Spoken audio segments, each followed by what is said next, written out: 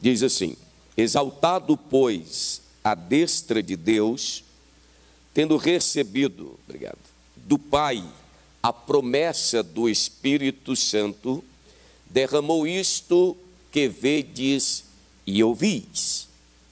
Porque Davi não subiu aos céus, mas ele mesmo declara: disse o Senhor ao meu Senhor, assenta à minha direita, até que eu ponha os teus inimigos por estrado dos teus pés. Esteja absolutamente certa, pois toda a casa de Israel, de que a este Jesus, que vós crucificastes, Deus o fez Senhor e Cristo. Ouvindo ele estas coisas, verso 37, compungiu-se-lhes o coração, e perguntaram a Pedro e aos demais apóstolos: que faremos, irmãos? Respondeu-lhes Pedro: arrependei-vos, e cada um de vós seja batizado em nome de Jesus Cristo, para a remissão dos vossos pecados, e recebereis o dom do Espírito Santo. Pois para vós outros é a promessa, para vossos filhos, e para todos os que ainda estão longe, isto é, para quantos o Senhor nosso Deus chamar. Com muitas outras palavras, deu testemunho e exortava-os, dizendo: salvai-vos desta geração perversa. Então, os que lhe aceitaram a palavra foram batizados, havendo um acréscimo na igreja, no caso, naquele dia, de quase 3.000 pessoas, almas. E esta igreja, note aí, perseveravam na doutrina dos apóstolos e na comunhão, no partir do pão e nas orações. Em cada alma havia temor, e muitos prodígios e sinais eram feitos por intermédio dos apóstolos. Todos os que creram estavam juntos e tinham tudo em comum. Vendiam as suas propriedades e bens, distribuindo o produto entre todos, à medida que alguém tinha necessidade. Diariamente perseveravam unânimes no templo. Partiam pão em casa e tomavam as suas refeições com alegria e singeleza de coração, louvando a Deus e contando com a simpatia de todo o povo. Enquanto a igreja fazia tudo isso, pelo Espírito, acrescentava-lhes o Senhor à igreja, dia a dia, os que iam sendo salvos. Curve a sua cabeça. Senhor Deus e Pai, obrigado por termos lido a Tua palavra. Continue sendo conosco, Senhor, e nesta manhã continue falando com a Tua igreja, com o Teu povo. Querido e amado Espírito Santo, nós estamos aqui clamando por Ti. Tu és o nosso Consolador, Tu és aquele que veio para testificar da verdade e guiar-nos na verdade. Por isso pedimos a Tua graça e unção para falarmos das verdades da Tua palavra, Senhor. E aqui nós Te pedimos, em nome de Jesus Cristo. Amém. Graças a Deus. Eu quero também, pastor Nunes, os nossos pastores, fazer menção aqui os nossos irmãos que estão na sonoplastia. Deus abençoe pelo trabalho, o som está excelente e que o Senhor continue abençoando em nome de Jesus Cristo. E toda esta amada igreja, é um prazer estar convosco. Meus queridos irmãos, eu quero pontuar aqui de forma delineada, como esboço, afirmar para os irmãos que é o Espírito Santo que anima a igreja, é o Espírito Santo que dá vida à igreja, é o Espírito Santo que movimenta a igreja. Todos sabem aqui, que são alunos da escola dominical, hoje nós estamos aqui no período da escola dominical, que a palavra Espírito, tanto no hebraico, ruach, quanto no grego, pneuma, significa o ar em movimento.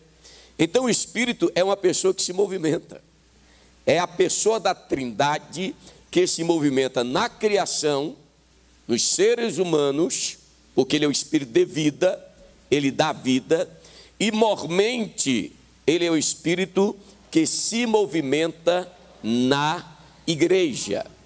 Ele anima a igreja. E nós podemos afirmar 6 pontos sobre isso. Só vou dar um esboço para vocês aqui. 6 pontos. Primeiro é que a igreja, ela é feita pelo Espírito. O Espírito é o seu co-instituinte. Ou seja, juntamente com a pessoa de Cristo, o Espírito Santo constitui a igreja. A igreja existe por causa da obra redentora de Cristo. Vamos dizer que ela existe na história, pontuando aspectos teológicos. Porque a igreja, nós devemos entender que ela não é um plano B de Deus. Como assim, pastor? Ou seja, o plano A não deu certo com Israel, então diz, nós vamos juntar aqui os anjos, a trindade, fazer uma reunião e vamos elaborar um plano B para a gente divulgar a nossa mensagem para a humanidade. Não, a igreja não foi um plano B de Deus. Eu costumo dizer que a igreja foi idealizada na eternidade. Efésios, que é uma carta eclesiológica, ou seja, centrada na igreja, podemos assim dizer, fala que a igreja era um mistério que estava oculto e que foi revelado pelos apóstolos e profetas. E Deus, na igreja, está manifestando a sua multiforme sabedoria aos anjos, aos principados, ao mundo. Olha que coisa interessante. Vamos simplificar isso aqui. A igreja é como uma plataforma de Deus na terra, onde ele demonstra a sua glória, o seu poder, a sua sabedoria, o seu conhecimento aos anjos e demônios e à humanidade. Olha que privilégio. Então a igreja é essa plataforma de Deus aqui na terra. Então a igreja era um mistério que estava oculto. A palavra mistério no grego é mysterion, é algo que estava oculto, mas foi revelado. Então mistério é algo que estava oculto, mas Deus revelou. E a igreja, a palavra aparece 77 vezes na Bíblia, mistério. Então a igreja era um mistério que estava oculto aos profetas do Antigo Testamento, mas Deus tornou a igreja uma realidade histórica, uma realidade presente, por meio da obra de Cristo e do derramamento do Espírito e dos fundamentos, ou fundamento dos apóstolos na doutrina. Então, meus queridos irmãos, a igreja foi idealizada, eu sempre digo, a igreja foi idealizada na eternidade, ela foi concebida no Calvário e nasceu no dia de Pentecostes. Então, como dizia um dos pais da igreja, Tertuliano, onde estão os 3, aí está a igreja. E onde está a igreja, está os 3, o Pai, o Filho e o Espírito Santo. Aí o Novo Testamento, ele fala sobre a relação da igreja com cada pessoa da Trindade. Você sabia que existe um relacionamento específico na economia da Trindade, na administração da Trindade, no plano da salvação neste mundo? Por exemplo, a igreja nunca é chamada de família de Jesus. A igreja nunca é chamada de família do Espírito, mas a igreja é chamada de família de Deus. Ele é o pai dessa família. A igreja não é a família de Ivan Teixeira, de Roberto dos Santos, pastor Nune. Nós temos a nossa família. A igreja é a família de Deus, irmãos. Ele é o pai aqui, viu? Ele é o chefe, quem manda aqui é ele lidera aqui. Por isso que a igreja não é do jeito do pastor Nunes, do meu jeito, do seu jeito. Eu queria que a igreja fosse do meu jeito, mas não é do seu jeito, é do jeito dele. Ele é o pai da igreja, aleluia. Por isso nós devemos ter cuidado com esses movimentos eclesiológicos, movimentos de igrejas que querem redefinir a igreja. Uma vez eu li um artigo sobre a reengenharia da igreja. Meu irmão, Deus já planejou o que é a igreja. Não precisa reinventar a igreja. Não precisamos de uma nova engenharia da igreja. O Pai já deu o que nós devemos ser como igreja. Ele é o Pai. A família aqui é a família de Deus. E com relação a Jesus, a igreja é chamada de noiva de Jesus. E lá em Apocalipse, por ocasião, após o arrebatamento na segunda vinda, a igreja já é chamada de esposa do Cordeiro. A Bíblia nunca chama a igreja de esposa do Pai, de noiva do Pai, de noiva do Espírito, de esposa do Espírito, porque a igreja é a noiva de Jesus. Jesus se entregou especificamente, do ponto de vista evangelístico, nós afirmamos que Jesus se entregou pelo mundo. Isso nós temos muita referência na Bíblia. 1 João capítulo 2, ele é a propiciação pelos pecados do mundo. Nós pregamos isso. Jesus morreu por vocês. Jesus morreu pela humanidade. Deus amou o mundo e deu seu Filho pela humanidade. Esse é o ponto de vista evangelístico. Mas do ponto de vista teológico, eclesiológico, referente à igreja, Jesus morreu pela igreja. Jesus morreu pela sua noiva. Jesus morreu por você que está aqui esta manhã. Então isso está em Efésios capítulo 5. Ele se entregou pela igreja, porque ele ama a igreja. Então Jesus veio para resgatar a sua noiva. É a relação de Jesus com a sua igreja. O terceiro ponto é a relação específica da igreja com o Espírito Santo. Sabe qual é a relação da igreja com o Espírito Santo, com a pessoa do Espírito Santo? É que a igreja é o santuário do Espírito. Aleluia. 1 Coríntios capítulo 3, versos 16 e 17. Paulo diz, falando isso especificamente para nós obreiros, que trabalhamos na obra. Paulo no verso 10 diz, olha, veja como é que você está edificando aí, viu? Jesus é o fundamento, e nós obreiros estamos trabalhando. Cuidado com o tipo de material que você está trabalhando na igreja.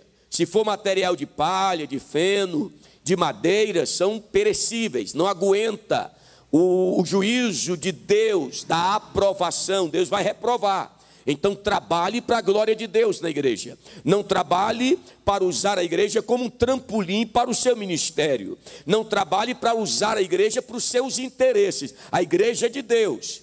Faça uma obra de ouro, de prata e pedras preciosas, porque vão permanecer na eternidade. Aí ele diz o seguinte, sabe por que vocês devem saber como trabalhar na igreja como obreiros? Porque a igreja é o santuário de Deus. E dele diz, não sabeis que vós sois o santuário de Deus e que o Espírito de Deus habita em vós? Quem destruir o santuário de Deus, Deus o destruirá. Então entenda algo aqui, a referência a Deus aqui é a divindade. Essa divindade aqui se refere ao Espírito Santo, a pessoa do Espírito Santo. Nós somos o santuário do Espírito Santo. E isto quer dizer que o Espírito Santo, ele cuida da igreja. Ele está edificando a igreja e o Espírito Santo anima, ele cuida da igreja. E o que nós aprendemos também de 1 Coríntios 3, 16 e 17, é que se alguém se levantar contra a igreja, o Espírito Santo de Deus vai se levantar contra ele. Isso está até em Isaías. Quando o povo se rebelou, diz o texto lá em Isaías, que o próprio Espírito Santo se tornou inimigos dele. Porque quando o povo ou alguns líderes se levantam para destruir a unidade da igreja, a comunhão da igreja, a graça de Deus na igreja, o Espírito de Deus se levanta como inimigo desses que são inimigos da igreja, que estão tentando destruir a unidade da igreja, porque a unidade da igreja é obra do Espírito Santo. E Paulo disse em Efésios 4 que nós devemos manter esta unidade. É isso que ele está falando aqui, essa questão de Deus destruir, porque o sujeito da ação aqui é Deus. Deus o destruirá, o Deus Espírito Santo, do qual a igreja é o santuário, ele destrói todos aqueles que se levantam. Então, meu irmão e minha irmã, pessoas que se levantam contra a igreja, por isso nós devemos ter cuidado com grupos, com partidarismo. Eu sou de Paulo, eu sou de Pedro, eu sou de fulano de tal. São partidarismos, são grupos que destroem a unidade da igreja, a comunhão da igreja. Se nós temos obreiros e irmãos que nós temos mais afeições do que o outro, não é motivo para fazermos grupinhos com as nossas afeições. Vamos admirá-los, vamos respeitá-los, mas vamos manter a unidade da igreja, porque a igreja não é a minha casa, não é a sua casa, é a casa de Deus, é o santuário de Deus. Vocês não são de vocês mesmos, vocês pertencem ao Espírito Santo. Então, a igreja, ela é feita do Espírito. E eu afirmo novamente como com Tertuliano: onde estão os três, o Pai, o Filho e o Espírito Santo, aí está a Santa Igreja. Aleluia. E onde está a Santa Igreja? A igreja está aqui esta manhã. Quantos acreditam que a igreja está aqui esta manhã? A Santa Igreja está aqui. Então eu tenho uma notícia nesta manhã para você: o Pai, o Filho e o Espírito Santo estão aqui. E eu sempre digo, os irmãos, e de quebra ainda tem anjos aqui conosco. Aleluia, de quebra, porque o centro aqui é o Pai, é o Filho e o Espírito Santo. E a Bíblia diz que os anjos de Deus acampam ao redor dos que o temem. Eu acredito em anjo da guarda. Isso não é a doutrina católica, é uma doutrina bíblica. Deus tem anjos juntamente com cada um dos seus filhos. Quantos temem a Deus aqui? Olha o tanto de anjos que tem aqui ao nosso redor, irmãos. Aleluia. Mas o mais importante, o centro aqui é o Pai, é o Filho, é o Espírito Santo.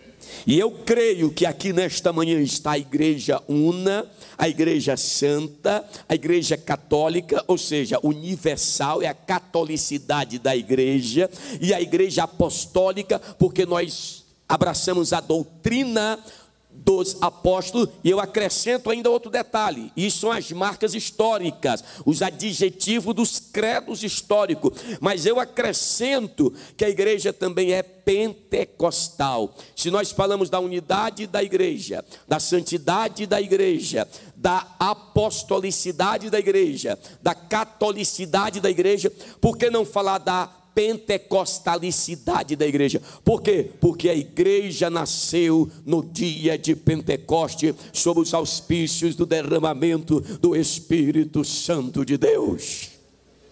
Aleluia. Então, o Espírito é quem anima a igreja.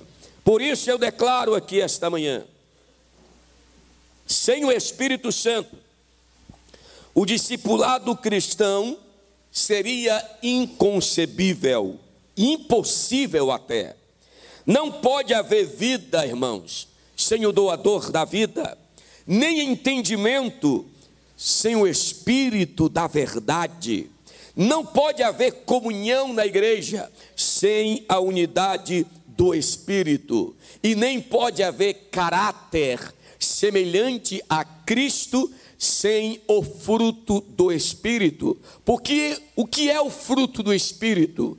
Nada mais é do que o caráter de Cristo sendo formado em nós. É o fruto, é o produto do Espírito. O Espírito pega você e eu e nós temos um caráter pecaminoso, e Ele vai trabalhando em nosso caráter, Ele vai burilando-nos, porque está escrito em Romanos 8:29, Deus nos predestinou para sermos conforme ao seu Filho. Isso é predestinação.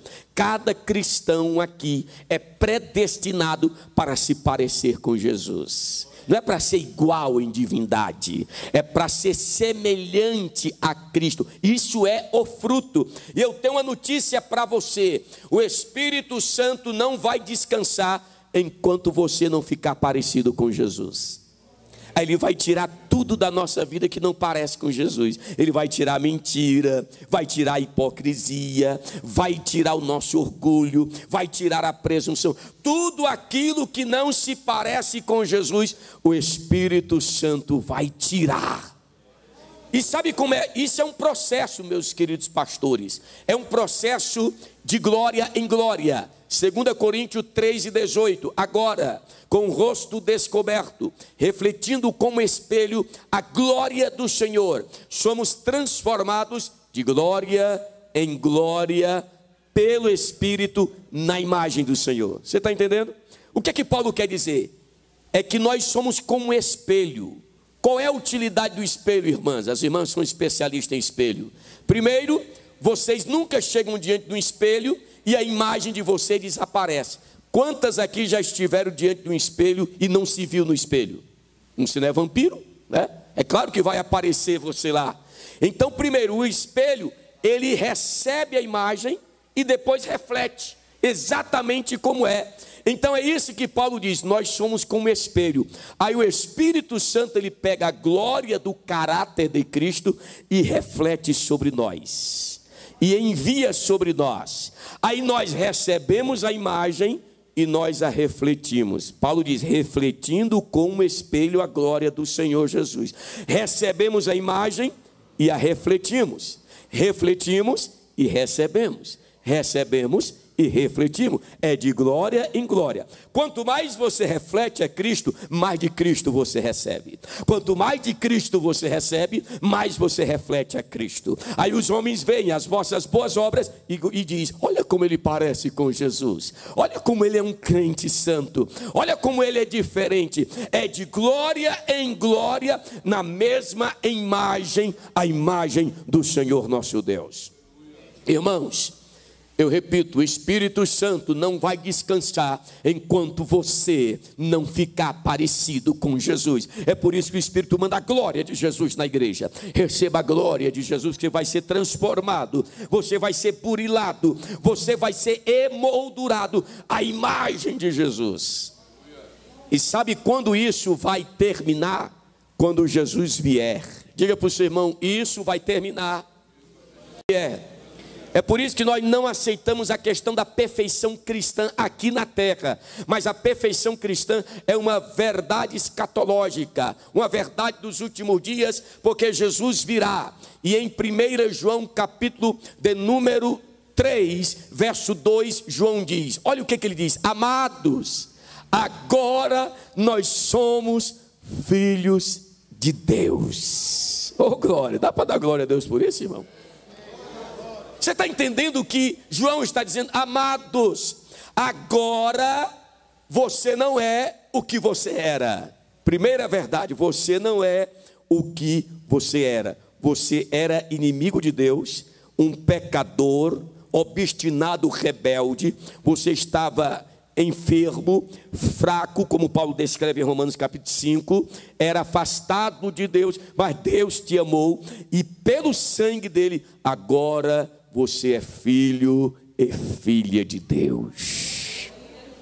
Mas ele não para aí, ele diz o seguinte, primeiro, você não é o que você era, mas também você não é o que você será. É como se João dissesse, olha, não parem de buscar ao Senhor, não parem de crescer na vida cristã, porque vocês são filhos de Deus, mas ainda existe uma realidade que ainda vocês vão alcançar. Existe um estado de glória que o Senhor tem preparado para nós, porque Ele diz: amados, agora somos filhos de Deus, mas ainda não é manifesto o que havemos de ser, mas quando Ele se manifestar, nós seremos semelhantes a Ele, porque o veremos como Ele é. Então esse processo da obra do Espírito Santo na igreja, animando a igreja, burilando a igreja, cuidando do caráter da igreja, impressando o fruto do Espírito na igreja, vai concluir-se quando Jesus vier. E quando nós virmos a Jesus, seremos transformados plenamente semelhante a Cristo, o Deus homem, o último Adão. Nós tínhamos a semelhança do primeiro Adão, rebelde, limitado, pecador, derrotado, caído, fora do paraíso. Mas nós agora, pelo Espírito, estamos tendo a imagem do último Adão, perfeição, glória, poder, levantados em vez de caídos, e nós vamos estar no paraíso com o Senhor. Glória a Deus, aleluia. Sem o Espírito Santo na igreja, não existe caráter de Cristo.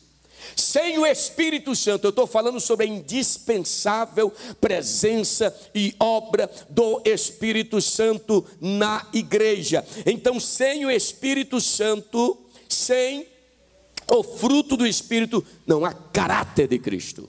Sem os dons do Espírito, olha o que eu vou lhe dizer aqui, algo interessante. Sem os dons do Espírito, não há edificação na igreja. Os textos de 1 Coríntios 12, 13, 14, que Paulo trata sobre os dons, Paulo repete sempre a expressão: para edificação, para a vossa edificação, para a edificação da igreja, para a edificação individual. Paulo demonstra que os dons, eles são para a edificação da igreja. Os dons não são meros textos do passado para estudarmos. Olha como os dons são maravilhosos. Os dons não são para vitrines na igreja, para admirarmos no presente, não. Os dons são para ser manifestados na igreja. E quando os dons são manifestados, a igreja é edificada. A igreja é edificada. E o dom de línguas é o único dom que edifica a própria pessoa. Quando você fala em línguas, Paulo diz, primeiro, não é língua dos anjos. É um mistério que o seu Espírito fala com Deus. 1 Coríntios 14 e 2. Quem fala em línguas, ninguém entende, porque fala em seu Espírito em mistério. Esse texto pode dizer que é o seu Espírito que fala, ou o Espírito Santo que fala por meio de você em mistério. Aí entra aquela questão da oração no Espírito, com gemidos inexprimíveis. Ambas as traduções são possíveis. Eu posso, no meu Espírito, orar em línguas, e o Espírito Santo, por meu intermédio, no meu Espírito, na minha vida, interceder por mim diante do Pai. E Paulo diz: quem ora em língua, quem fala em língua, edifica a si mesmo. Então é por isso que Paulo diz, eu vou contextualizar, por isso que Paulo falou que ninguém pode vir aqui, pegar o microfone e só falar línguas estranhas, e só falar línguas estranhas. Já pensou? É isso que Paulo estava corrigindo em Corinto. O povo chegava no culto e o pastor, o pregador, o cantor só falava línguas estranhas, só falava línguas estranhas. Aí Paulo diz, se entrar um descrente, esse povo é doido. Esse povo está todo mundo doido. Mas se alguém ter a oportunidade de pregar e ter uma profecia, uma palavra da revelação, Deus vai descortinar o coração da pessoa e a pessoa vai dizer, Deus está no meio de vós. Entendeu? Então já pensou chegar aqui só no xarabacá e só no manto, na terra e tudo? Vocês não vão entender, vão até se arrepiar, mas não vão entender nada, só se o Senhor der o discernimento aí da interpretação de línguas. Então Paulo diz, quem ora em língua, ora bem, dá graças a Deus bem, é edificado, porque a gente é renovado, Deus fala conosco, Deus nos renova, mas quem profetiza edifica a igreja. Aí ele entra, procurai os melhores dons. Sabe qual é os melhores dons? É o que edifica a igreja. Porque os coríntios só queriam o dom de línguas para edificar a si. É um dom bom, se tiver interpretação para a igreja. Então você pode falar em línguas estranhas, porque vai edificar a você, vai edificar a sua vida. Quando a igreja está naquela adoração, todos podem falar em língua, nós estamos sendo edificados. Mas para edificar a igreja é a profecia, é a palavra da sabedoria, é a palavra da ciência, é os dons de discernir espírito, é os dons de curar, e por aí vai, os dons que Deus tem dado para a igreja, é os dons que edificam a igreja. E eu digo que a ausência dos dons é a tragédia da igreja, porque não há, a implicação disso aqui é tremendo, e é muito séria. Se nós analisarmos isso no Novo Testamento, que a igreja é edificada pelas manifestações dos dons, sem essas manifestações, a igreja não está sendo edificada. Ela está sendo até entretida. Ela está tendo até uma reunião religiosa. Mas edificação espiritual, que traz glória a Deus e vitalidade e tonificação para a igreja, robustez para a igreja, é por intermédio dos dons do Espírito Santo de Deus. Então, irmãos, não pode haver edificação na igreja sem os dons do Espírito Santo. Não pode haver testemunho eficaz sem o poder do Espírito Santo. Não pode haver testemunhas de Cristo sem o revestimento do poder do Espírito. Assim como um corpo sem respiração é um cadáver, a igreja sem o Espírito Santo é morta, é sem vitalidade, é sem influência, é sem testemunho eficaz. E Lucas, ele sabia muito bem disso.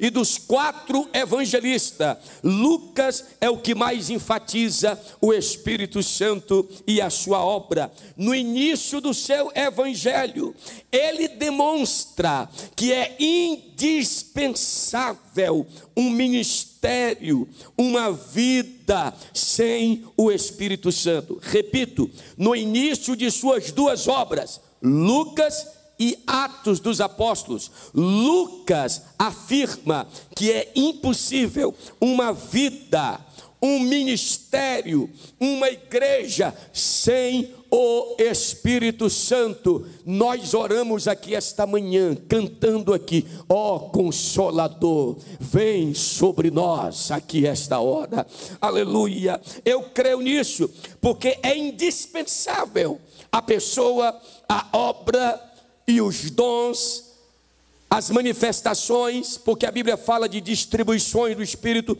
porções do Espírito. Eu quero dizer esta manhã que Deus, Espírito Santo, quer dar porções para você. Você não vai sair daqui de mãos vazias. Levante a sua mão, isso é profético pela palavra.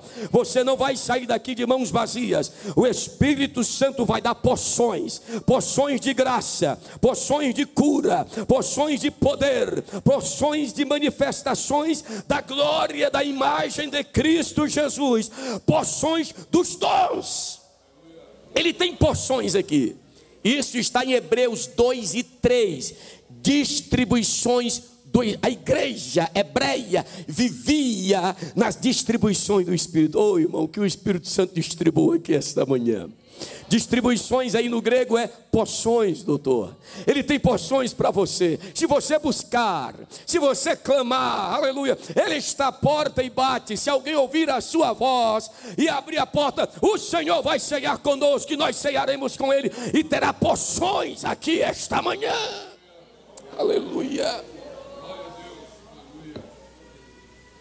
Porções do Espírito.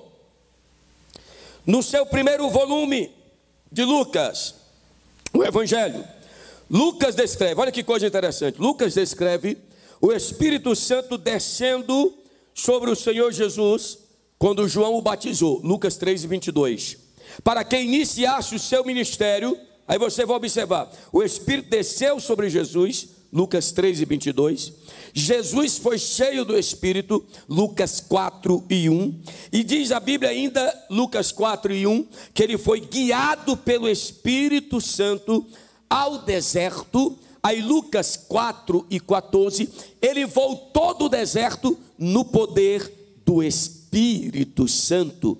E Lucas 4:18, Jesus na sinagoga de Nazaré diz: o Espírito do Senhor está sobre mim e me ungiu.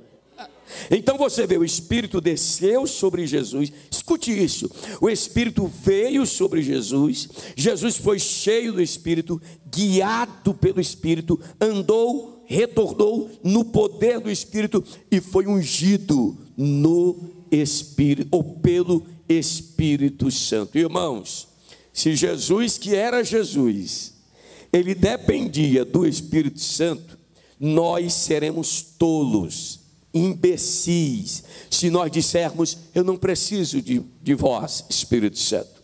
Nós não precisamos do Espírito Santo, porque Lucas, agora, no segundo volume, que é o livro de Atos, ele descreve também que assim como a vida, o ministério, o nascimento, a vida, o ministério, a morte de Jesus, foi tudo por intermédio, e a ressurreição, tudo por intermédio do Espírito Santo. Ele está dizendo que a igreja também não pode dispensar o Espírito Santo. Ele diz o seguinte, nos primeiros capítulos de Atos, Lucas se refere, primeiro, à promessa do Espírito; segundo, à dádiva do Espírito; terceiro, ao batismo com o Espírito; quarto, ao poder do Espírito; quinto, à plenitude do Espírito Santo. O que eu quero dizer aqui é que assim como o Espírito esteve presente no nascimento de Jesus, o Espírito esteve presente no nascimento da igreja. Assim como o Espírito esteve presente no ministério de Jesus, o Espírito está presente no ministério da igreja. Assim como o Espírito esteve presente quando Jesus operou, ele fez isso pelo dedo de Deus, uma referência ao Espírito Santo. Ele fez milagres e prodígios pela unção do Espírito. A igreja faz prodígios pela unção do Espírito Santo. Por isso, receba as porções do Espírito esta manhã, para fazer milagres em nome de Jesus. Sabe por que isso? Porque uma coisa é você receber o Espírito. Quantos já tem o Espírito aqui? Você é salvo. Mas as pessoas esquecem de um detalhe em Atos 1:8. O que é que diz lá? Atos 1:8: recebereis poder ao descer sobre vós o Espírito Santo. Uma versão melhor seria: recebereis o poder do Espírito Santo. Porque o entendimento dessas versões anteriores é que o poder é o Espírito, mas o poder não é o Espírito. Assim, quando o Espírito veio sobre Jesus e ungiu, a unção é a capacitação, mas não é o Espírito, mas é o Espírito que capacita. Então, Atos 1, o poder é dinamis, que é correspondente à energia, que é a energia. Então, quando o Espírito vem sobre a igreja, ele manda o seu dinamis, ele manda a sua energia. Sabe o que é isso? Ele manda o seu poder, ele manda a sua virtude. Então a igreja tem o Espírito Santo, a pessoa do Espírito Santo, mas ela precisa da virtude do Espírito, ela precisa do poder do Espírito. Vocês lembram que quando a mulher tocou na orla de Jesus, Jesus falou o quê? De mim eu saí das minhas vestes, foi isso? Não, de mim saiu virtudes, de mim saiu poder, dinamis, energia, é a energia de Jesus por meio do Espírito Santo. Quando você toca nas vestes de Jesus, sai energia. Aquilo que nós sentimos é a presença enérgica, dinâmica, poderosa do Espírito Santo de Deus. Recebereis poder ao descer sobre vós. E como é, para nós concluirmos aqui, esse poder para quê? Essa energia do Espírito Santo. Atos 2, do 42 ao 47. Só a pincelada. Agora veja, Atos capítulo 1, a igreja está esperando o poder do alto. Atos capítulo 2, a igreja recebe o poder do alto. Atos capítulo 3, a igreja demonstra o poder do alto. Então nós devemos esperar em oração, buscando ao Senhor, e recebemos este poder. Qual foi o resultado desse poder? na igreja. Aí entra a questão do Espírito animando a igreja. Olha aí o que diz o verso 42. A igreja perseverava na doutrina. Uma igreja cheia do Espírito Santo é uma igreja que tem doutrina. É uma igreja que tem Bíblia. Segundo ponto, uma igreja que persevera na comunhão. Uma igreja cheia do Espírito Santo é uma igreja que abraça a koinonia do Espírito. E deixa eu dizer uma coisa aqui. A palavra koinonia quer dizer comunhão nesses elementos espirituais. Nós socializamos a palavra. Aí nós vamos para um churrasco entre irmãos, aqui é koinonia. Não, ali é fraternização. Você está com uma comunhão social. Koinonia bíblica é em torno da doutrina. Quando você está aqui me ouvindo, isso aqui é koinonia. Quando nós estamos orando, é koinonia. É a palavra que quer dizer isso aqui. Não podemos tirá-la do contexto teológico, afastá-la do significado e socializá-la ou psicologizá-la. Não, é teológica. É uma comunhão na palavra. É uma comunhão na oração. É uma comunhão nos dons espirituais. Aí você vê, a igreja perseverava na ceia. Irmãos, o Espírito é um espírito litúrgico, sacramental, no partir do pão, uma referência à ceia. Partir do pão, verso 42 aí ainda. E a igreja perseverava nas orações. Meus irmãos, é o Espírito Santo que nos leva a orar. Se você está com vontade de orar, é o Espírito Santo, ele está cobrando você. O Espírito Santo está cobrando a igreja. Orações, diga comigo, orações.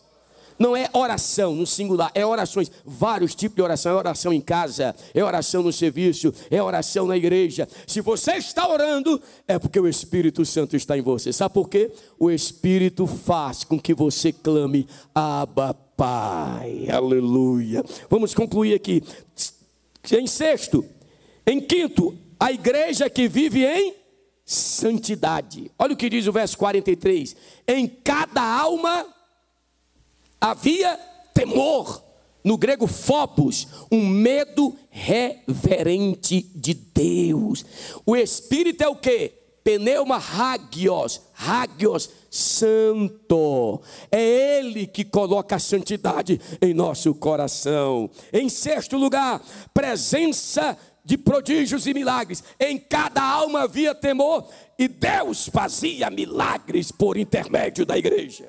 Irmãos, nós estamos hoje buscando milagre sem santidade. Veja a ordem aí, meus irmãos. Primeiro é santidade, depois é milagre. A igreja precisa ser santa, separada do mundo. A ausência de milagres é sintoma e não causa. A causa é falta de santidade. A igreja perdeu a santidade, por isso que não tem mais milagre. Vamos nos santificar, vamos largar o pecado, porque o Espírito vai operar na igreja.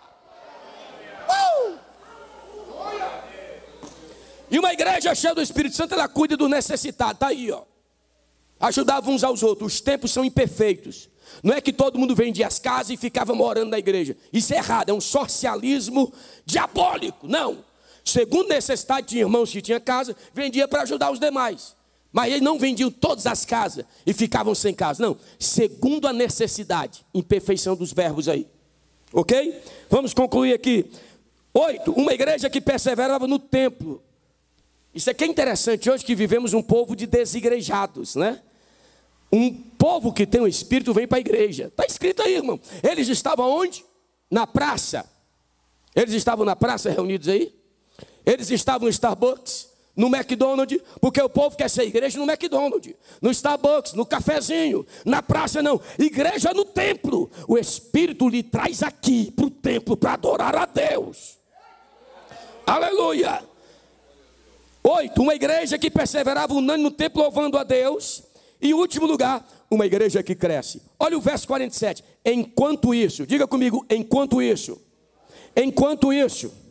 Ou seja, enquanto a igreja persevera na doutrina, enquanto a igreja persevera na oração, enquanto a igreja persevera na ceia, enquanto a igreja na santidade, nos milagres, no templo, enquanto isso, o Senhor acrescenta à igreja os que hão de ser salvos. Quando a igreja persevera, Deus faz a igreja crescer. Deus, levante a sua mão aqui esta manhã. Espírito Santo, toma conta desta igreja.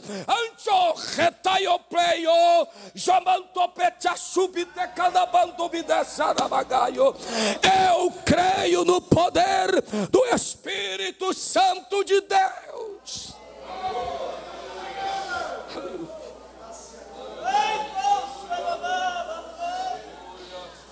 Aleluia. Doutor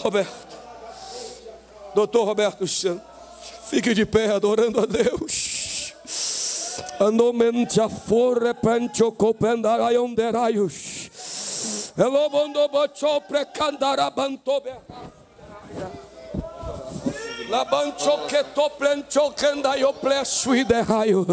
Segura a mão do seu irmão, é coinonia. Isso aqui é coinonia, é a coinonia do Espírito.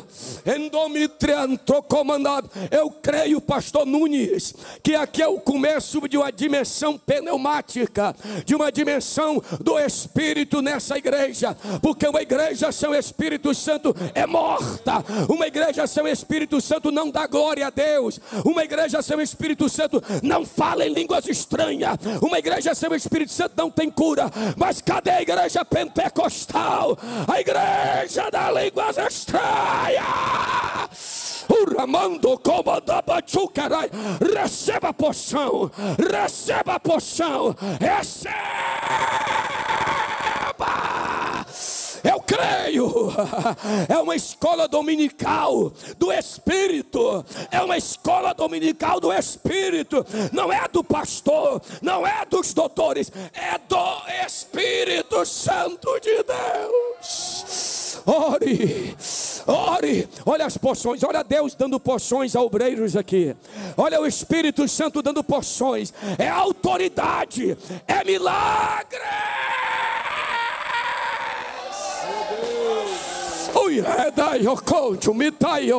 Fala línguas estranhas aqui esta hora.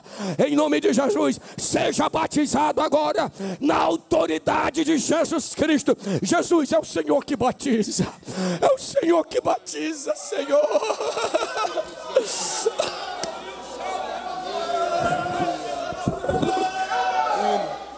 Você vai no final. Tá bem?